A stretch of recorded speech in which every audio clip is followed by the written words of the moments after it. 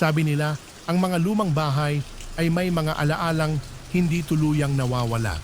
Ngunit minsan, may mga alaala ring ayaw ng lumisan.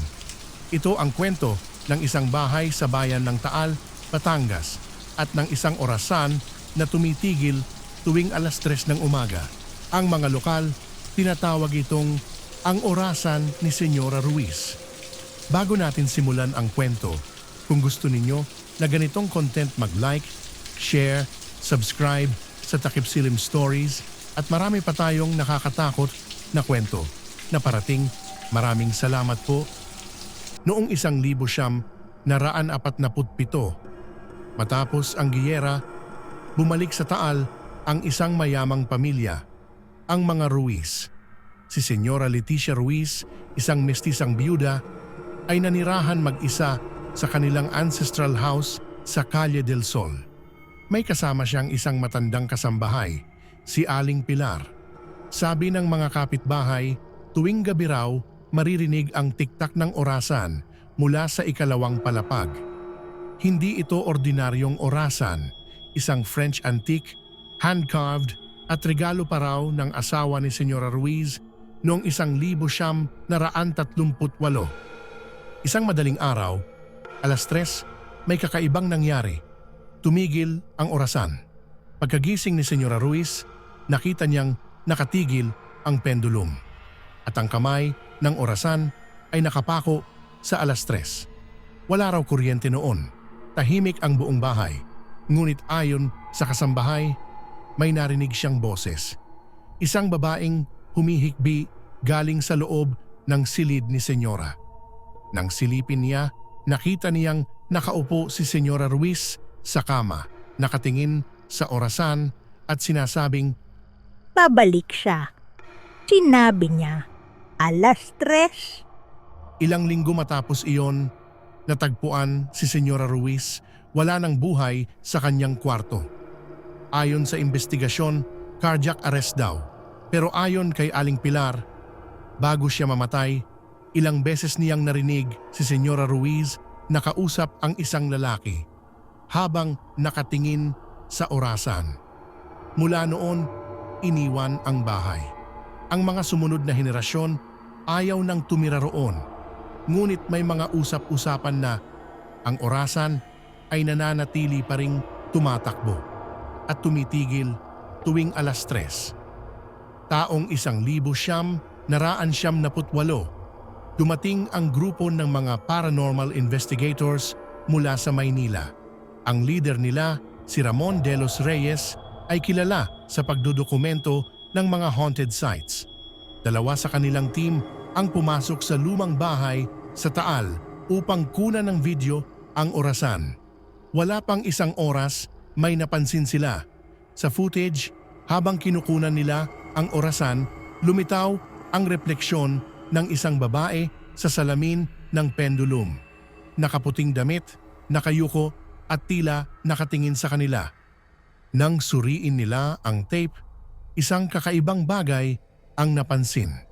Tuwing papalapit ang orasan sa alas 3, ang tunog ng orasan ay pabaliktad, parang bumabalik ang oras. At sa mismong sandali ng alas 3, isang boses ang narinig. Hindi pa siya dumadating. Ang boses, ayon sa mga eksperto, ay boses ng babae.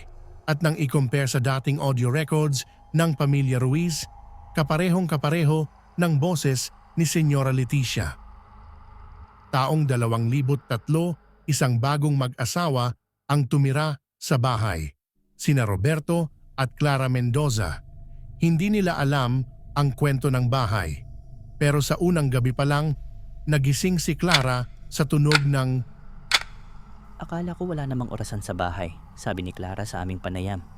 Pero malinaw na malinaw, bawat tiktak, papalapit ng papalapit sa alas 3. Pag-uwi nila kinabukasan, nakita nila ang isang antigong orasan sa ilalim ng sapin sa sala. Walang nakakaalam kung paano ito napunta roon. At ang oras nito, nakahinto sa alas 3. Ayon sa mga lokal, ang orasan ay hindi ordinaryo. Sumparaw ito ng pag-ibig na hindi natapos. Noong panahon ng giyera, ang asawa ni Senyora Ruiz, si Kapitan Emilio Ruiz, ay sundalong Amerikano-Filipino. Namatay siya sa giyera, ngunit hindi alam ni Senyora Leticia. Araw-araw siyang naghihintay. At tuwing 3:00, iyon ang oras ng huling mensaheng ipinadala ng kanyang asawa. Babalik ako 3:00 ng madaling araw. Pero hindi na siya nakabalik. At mula noon, kahit sa kabilang buhay, tila patuloy pa rin siyang naghihintay. Maraming beses nang tinangkang itapon o sirain ang orasan, ngunit laging bumabalik. Noong 2012, isang antique collector mula sa Lipa ang bumili nito. Pag-uwi niya sa bahay, natulog siya sa tabi ng orasan. Kinabukasan, natagpuan siyang wala ng buhay. At ang orasan, nakatigil muli sa 3:00 ng umaga. Noong 2018, pinayagan kaming bisitahin ang bahay ni Senyora Ruiz. Wala nang nakatira doon, ngunit ang mga gamit ay nandoon pa rin. Sa gitna ng sala, nakatayo ang orasan, tahimik pero buhay. Habang ini-interview namin ang caretaker, biglang may tunog. Wala namang sinindihan pero gumagalaw ang kamay ng orasan. At nang sumapit ang 3:00, tumigil ito. Kasunod ang mahinang tinig ng babae. Pabalik siya 3:00. Hanggang ngayon, nasa kustudiya ng simbahan sa Taal ang orasan.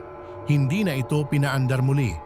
Ngunit may mga pari raw na nagsasabing, minsan habang nagdadasal sila ng madaling araw, naririnig nila ang tiktak ng isang lumang orasan sa loob ng kumbento. At sa bawat tunog, parang may tinig na bumubulong. Huwag kang maghintay ng walang babalik.